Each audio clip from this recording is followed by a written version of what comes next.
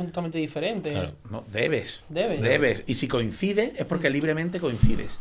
Pero no porque venga impuesto. Eso es.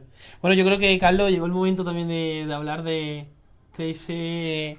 yo diría tu bebé, ¿no? Tu niño, ¿no? Ese desmarque que nace Sin duda, en el año 2006, en ese chiringuito, como he dicho antes, de Fuengirola. No, de mi hija. De mi hija, perdón. Aunque, bueno, Mija sí. Costa. Mija Costa. La cala de mi hija. La cala de mi Que hija. es la cala de mi hija, la calita. Pero bueno. ¿Eso cómo surgió, Fede? A ver, yo iba a decir, es que tengo dos niños, Valeria, mi hija, y el desmarque mío, pero es que lo vendí, voy a parecer Sor María, ¿no? Que no, ¿sabes?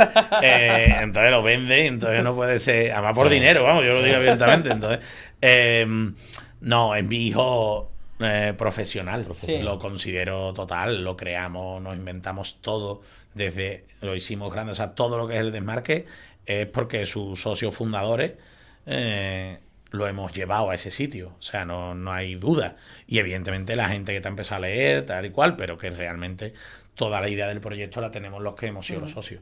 Todos, porque cambiaron algunos desde que se fundó hasta que terminó vendiéndose. Sí. Todos han tenido su parte de protagonismo, su importancia, su relevancia, porque éramos todos unos socios que nos conectaban muy bien porque cada uno tenía una labor.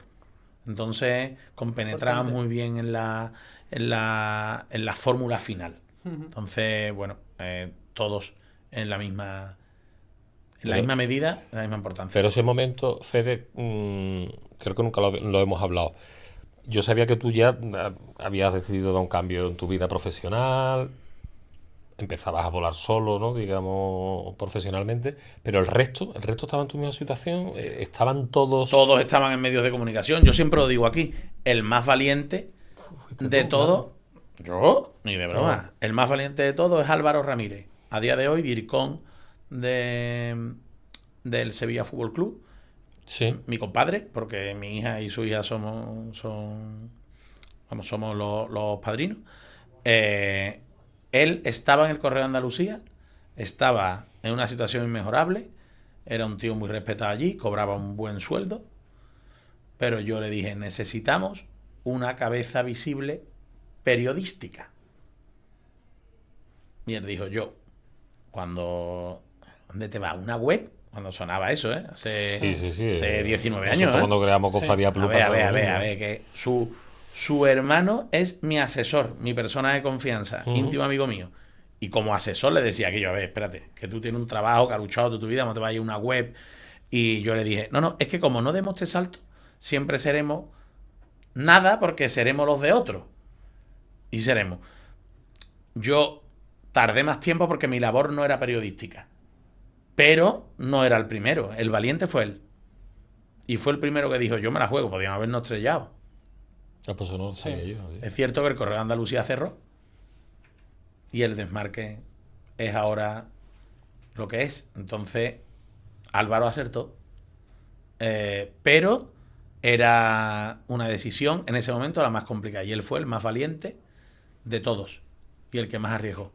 Y creo que poca gente, menos yo, le dijo que lo hiciera. Y yo con miedo. Claro, pues tú Sí, no sabías realmente, ¿no? Pero yo confiaba en mí, en ese aspecto. Yo era el que tenía que sacar el negocio. Y yo estaba convencido de lo que íbamos a hacer. Convencido. Entonces, ¿se lo impregné demasiado y no podía haber llevado la corriente? Sí. Pero como ha salido bien, te digo ahora, te lo dije. Ahora puedo decir el clásico. Ahora saca te lo pecho, dije. Claro. No, pero me sorprendió su no dudar. Es que no dudó. Valentía. Es que Álvaro no dudó. Álvaro me dijo, donde tú digas, como tú digas. Pero Y Álvaro ¿era amigo tuyo de la infancia o del periodismo? Del periodismo. Ya, nosotros nos juntamos un día y yo dije, tengo una idea y tengo hasta el nombre y quiero hacer esto. Y hubo 4 o 5 que me dieron para adelante. 1 o 2. Uno se cayó nada más empezar porque tenía otro proyecto. Otro más adelante cogió su camino y tal.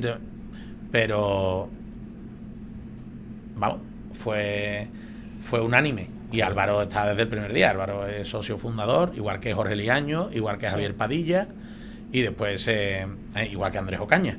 Claro. Y después se unió Antonio Lapi, que dotó de profesionalización a la empresa también. Y fue muy importante también en la venta. ¿Cómo fueron? Bueno, sí, Carlos. Iván. Fede, perdona, el paso yo creo que fue valiente en todas sus vertientes porque aparte ya existían medios de comunicación, ¿no? Aquí en Sevilla y Deportivo, todos estaban digitales, Igual, claro. Sí. ya Nosotros no inventamos nada. Claro, Nosotros pero- inventamos un modelo. y que eso los sí. medios de referencia, digamos, a nivel nacional también tiene su división aquí en Andalucía que Sí, es fuerte, pero ¿no? ahí sí veía yo la grieta. Ahí veía la grieta. ¿Por qué? Esa fue Porque realmente la... Claro. ¿Por qué? Porque se estaban cargando Prisa y Unidad Editoriales, se estaban cargando las ediciones. Para quien no lo sepa, las ediciones son los medios locales, sus medios locales intensos. Es decir, locales. la redacción de Sevilla, una delegación, 16 páginas, de pronto ya era una página y media, un total, de pronto cerraban delegaciones, no solo, te digo, no solo los deportivos, pasaba en El País, estaba pasando en El Mundo, estaba pasando cada vez más, y yo digo, está tendiendo esto a la globalización, y la información todavía se va a consumir a nivel local, y la capilaridad regional fue lo que a nosotros nos dio la diferenciación con respecto a otros. Y cuando de pronto nos encontramos con otra diferencia que sí nos hacía especiales y golosos, que fue la forma de hacer publicidad. Nosotros, eso que ahora se le llama brand content, empezamos a hacerlo desde el principio. Yo tenía claro que lo nuestro tenía que ser un modelo diferenciador en eso. Y a los periodistas les decíamos si tenían que involucrar las campañas. Involucrarse en las campañas es que mis periodistas eran los protagonistas de un anuncio de Budweiser. Estoy contando verdades. O de cualquier tipo de conexión que tuviera con algo, no influía dentro del contenido. Ahora eso se hace mucho. Lo hacen todos ¿vale? los grandes programas pionero, deportivos. Pero lo teníamos claro que eso tenía que hacerse. Y empezamos a vender mucha publicidad a nivel nacional, que fue el otro salto clave. Todo el mundo a nivel local vendía publicidad local. La publicidad nacional se podía multiplicar por 25 o 50 el valor. Y no estoy exagerando. Sí. Entonces, yo me iba a Madrid, como os he dicho, vendía el producto y con que te saliera uno, a lo mejor de cada 100, por eso digo fue duro, de cada 100 a lo mejor uno decía que sí. Pero si uno me decía que sí, valía por 50 anunciantes que me habían dicho que sí en Sevilla. Claro. Entonces que empezamos a ganar mucho dinero con la comercialización nacional de un producto local. Y ese dinero lo reinvertíamos en abrir más sitios. Y cada vez se empezó a dotar más. Las galas también tuvieron mucho que ver. Porque nosotros reuníamos a mucha gente, dábamos unos premios y de pronto el nombre empezó a sonar en todos sitios.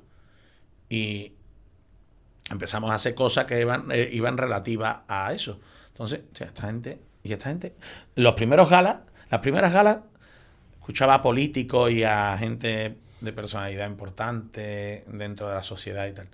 Y yo, ¿a qué hemos venido? ¿Esta gente quiénes son? Y escuchaba al salir. El año que viene que venía esto otra vez, ¿eh? Pues nosotros hacíamos unas grandes galas desde el principio, impropias del medio tan pequeñito que teníamos. Claro. Y a día de hoy creo que que en eso creo que nos manejamos muy bien y que le damos mucho caché a Sevilla por todos los personajes que vienen.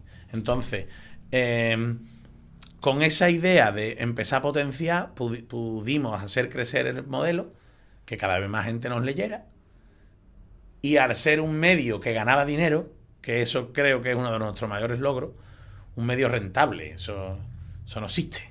Por lo menos en aquella época no existía. La gente empezó los CEOs de las compañías empezaron a mostrar interés. Pues no éramos de nadie. No pertenecíamos a nadie. Esta gente dice, estos son unos sevillanos. Esta gente dice, estos son unos nota de allá abajo que han creado un producto que es la bomba, que lo lee la gente, que lo comercializan muy bien, que les da retorno, que ganan dinero.